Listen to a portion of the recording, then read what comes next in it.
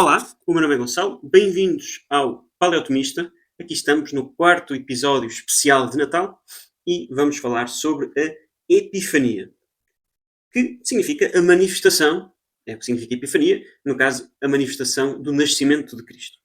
E vamos ver a questão número 36 da Suma de Teologia. Se estão interessados, ponham já gosto, partilhem, subscrevam. Vamos ler isto a mais pessoas. Bora lá.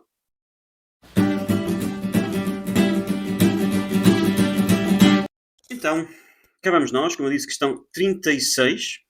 Okay? A manifestação de Cristo no seu nascimento. E, como vemos aqui na nota de rodapé, toda esta questão é uma meditação teológica, uma grande lexio divina sobre o mistério do Natal e da Epifania, na qual abundam citações patrísticas, dos padres da Igreja, mas que seguem um encadeamento lógico bem próprio de São Tomás, do gênio de São Tomás. Deve-se notar que, é claro, a realidade dos eventos de infância narrados nos Evangelhos não é posta em dúvida, nem mesmo nos seus pormenores, mas a atenção volta-se principalmente para a sua significação e simbolismo. Como eu já falei, já mencionei algumas vezes, em vez de tentarmos pensar com a nossa cabecinha como é que as coisas deviam ter sido feitas e depois impor isso a Deus, aquilo que a teologia deve fazer, aquilo que São Tomás faz, é ver como é que as coisas aconteceram, como é que Deus nos revela a realidade das coisas e agora tentar entender a sabedoria de Deus com o nosso intelecto tão fraco. Divide-se em 8 perguntas, 8 artigos. Primeiro, o nascimento de Cristo devia ser manifestado a todos, devia ser manifestado a alguns, portanto já se vê que não foi manifestado a todos. A quem devia ser manifestado? Devia manifestar-se ele mesmo ou ser manifestado por intermédio de outros? Porque outros, quais esses outros, pelos quais devia ser manifestado? A ordem das manifestações, a estrela pela qual foi manifestado o seu nascimento, a adoração dos magos que reconheceram o nascimento de Cristo pela estrela. Okay. E é quando os magos é aquilo que normalmente nós associamos à Epifania. Talvez São Tomás aqui não usa a palavra Epifania, fui eu que usei, mas é a manifestação, é isso quer dizer Epifania, vem do grego, do nascimento de Cristo. Ok, então, artigo 1. O nascimento de Cristo devia ser manifestado a todos e parece que sim. Vamos saltar aqui as objeções à frente. Hoje vamos ler as respostas só. Em sentido contrário, Isaías diz: Tu és um Deus escondido, Santo de Israel, Salvador, e ainda o seu rosto estava escondido e desprezado. E diz São Tomás: responde, o nascimento de Cristo não tinha de ser manifestado a todos em geral, toda a gente, porque isso, primeiro, teria impedido a redenção humana que se realizou pela sua cruz, pela cruz de Cristo, como diz a primeira carta aos Coríntios: se o tivessem conhecido, nunca teriam crucificado o Senhor da Glória. Portanto, se toda a gente conhecesse, não teria havido crucifixão, não teria havido redenção. Segundo, porque isso teria diminuído o mérito da fé. Né? Portanto, se toda a gente já sabe, diminui-se o mérito da fé, pela qual vier a justificar os homens, como afirma a carta aos Romanos, a justiça de Deus pela fé em Jesus Cristo. Se quando nasceu Cristo, o seu nascimento se tivesse manifestado a todos com indícios evidentes, teria desaparecido a razão da fé, pois, como diz a carta aos Hebreus, ela é a prova do que não se vê. Portanto, se manifestou, se tornou manifesto, que Deus encarnou, então não há espaço para a fé, porque se tornou manifesto. Terceiro, e este é o mais bonito, porque isso teria posto em dúvida a verdade da sua humanidade. Por isso, escreve Agostinho, se não houvesse nenhuma diferença entre o tempo da infância e o da juventude, se não tivesse tomado alimento algum, se não tivesse dormido, não teria reforçado a opinião errónea? Não levaria a crer que, de modo algum, assumiu um homem verdadeiro? E, enquanto age em tudo de modo admirável, não teria destruído o que realizou com misericórdia. Portanto, estão a ver, no fundo, o que é que esta resposta, este terceiro ponto diz? Como é que ele se manifestaria, a todos? Por sinais maravilhosos, feitos repetitivamente, mas isso não diminuiria, não causaria erro. Né? Segundo artigo, como eu disse, vamos só às respostas. O nascimento de Cristo devia ser manifestado a alguns, portanto, não foi a todos, mas a alguns. Parece que não. Portanto, estão a ver, há bocado parecia que era a todos, agora parece que não é nenhum. Há objeções para todos os gostos e muitas vezes tendo em conta versículos das Escrituras. E estão a ver como os protestantes gostam de pegar num versículo e tirar de contexto e fazer o dia disso? Responde, como diz o apóstolo, tudo o que vem de Deus é feito com ordem. Ora, é inerente à ordem da sabedoria divina que os dons de Deus e os segredos da sua sabedoria não cheguem da mesma forma a todos, mas cheguem imediatamente a alguns e, por meio deles, se estendam aos outros. Okay? Portanto, imediatamente a uns, sem mediação, e com mediação a outros. Assim, no que concerne o mistério da ressurreição, diz o livro dos Atos, Deus ressuscitou Cristo ao terceiro dia e lhe concedeu manifestar a sua presença não ao povo em geral, mas às testemunhas designadas de antemão por Deus. É um paralelo de outra grande ação de Deus, que é revelada imediatamente a alguns e, por meio desses, a outros. O mesmo deveria ser observado em relação ao seu nascimento, que Cristo não se manifestasse a todos, mas a alguns, por meio dos quais poderia chegar aos outros. Ok? E, lá está, nós estamos a ler as objeções, o texto está no ecrã, portanto, se alguém quiser pôr pausa nas objeções, nas respostas, são particularmente interessantes porque recorrem bastante aos padres da Igreja e colocam em confronto diferentes partes das Escrituras, o que permite esclarecer e ajudar a interpretar as Escrituras. Mas nós, para podermos ver o resto, vamos passar à frente, para não termos um episódio longo, hoje é dia 23. Terceiro artigo. Foram bem escolhidos aqueles aos quais o nascimento de Cristo foi manifestado. Portanto, não é todos, é alguns. Foram alguns, não é? Foi o José e Maria, foi a alguns pastores que lá estavam, foi aos Reis Magos, no templo a Simeão e a Ana. Portanto, foram bem escolhidos? Parece que não. Okay? E aqui sim vamos ler as objeções, okay? Porque as respostas vão nos ajudar a perceber. Com efeito, o Senhor ordenou aos discípulos: não tomeis o caminho dos pagãos, para manifestar-se aos judeus antes de aos pagãos. Portanto, a manifestação devia ser aos judeus e através dos judeus, como acabamos de dizer, primeiro a uns, através desses a outros, e mediante os judeus aos pagãos. Logo, menos ainda devia ser revelado desde o início do nascimento de Cristo aos pagãos, vindo do Oriente, ou seja, os reis magos. Além disso, a manifestação da verdade divina deve ser feita sobretudo aos amigos de Deus, segundo Job, comunicá-la ao seu amigo. Ora, os magos parecem ser inimigos de Deus, conforme o Levítico. Não vos dirijais aos magos, nem consulteis os adivinhos. Né? Estes são homens que olhavam para as estrelas e tentavam perceber o futuro pelas estrelas. Logo, o nascimento de Cristo não devia ser manifestado aos magos. Ademais, Cristo veio para libertar o mundo inteiro do poder do demónio. Por isso, lê-se em Malaquias: do nascente ao poente, grande é o meu nome entre os pagãos. Portanto, devia manifestar-se alguns, não só no Oriente, mas também por toda a Terra. Porque é que só vieram magos dos pagãos, só vieram do Oriente?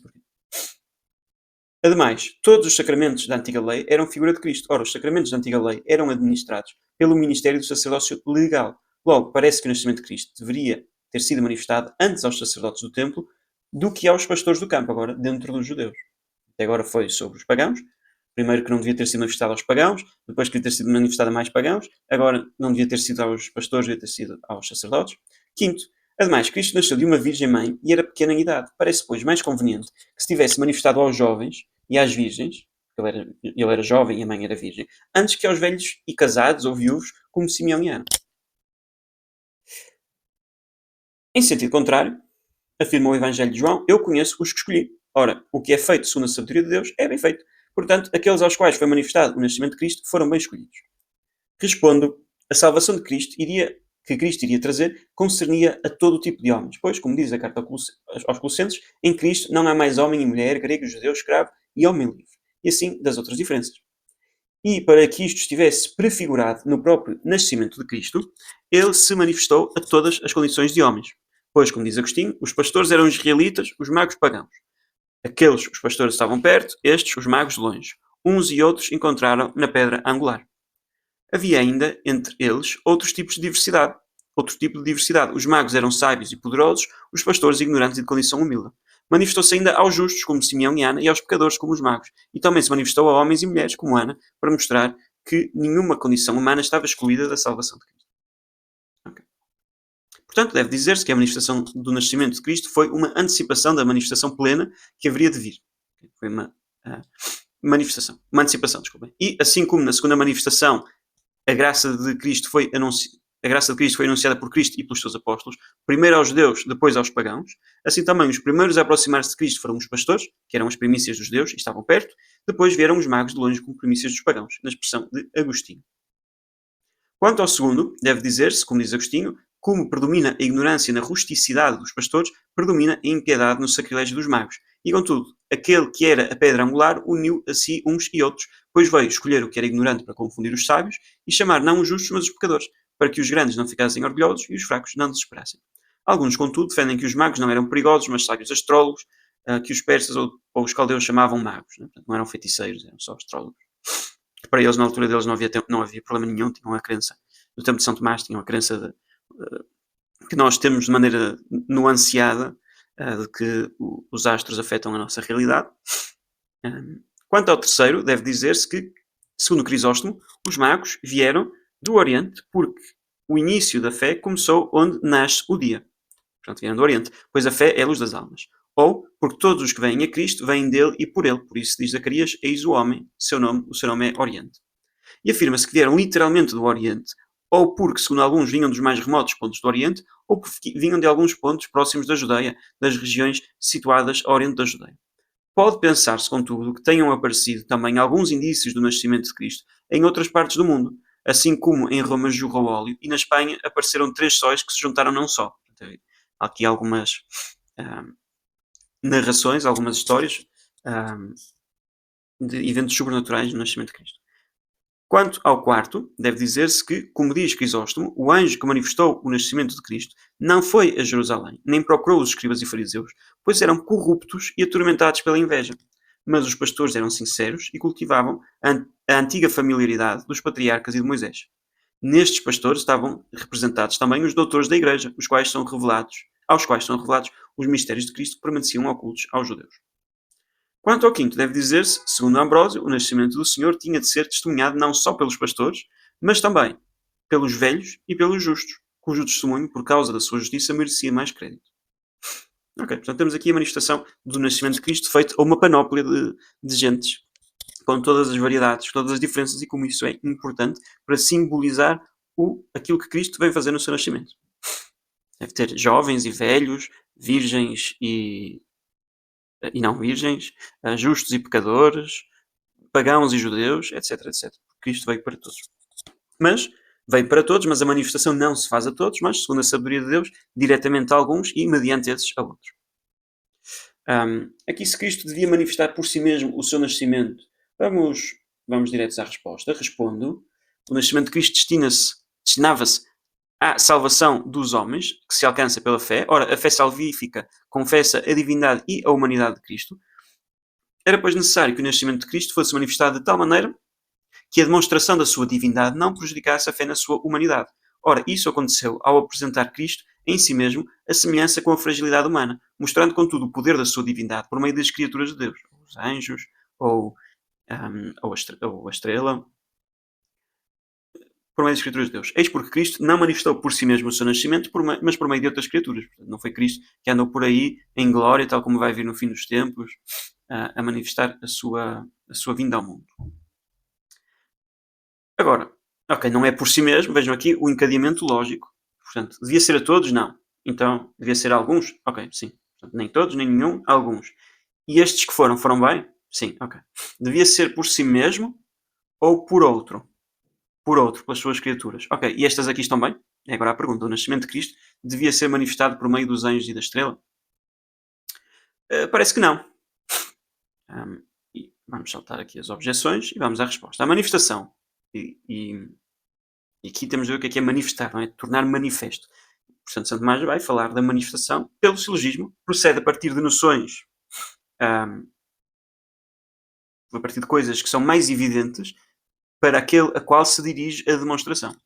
Assim também, a manifestação feita por sinais deve utilizar sinais que sejam mais familiares aos destinatários da manifestação.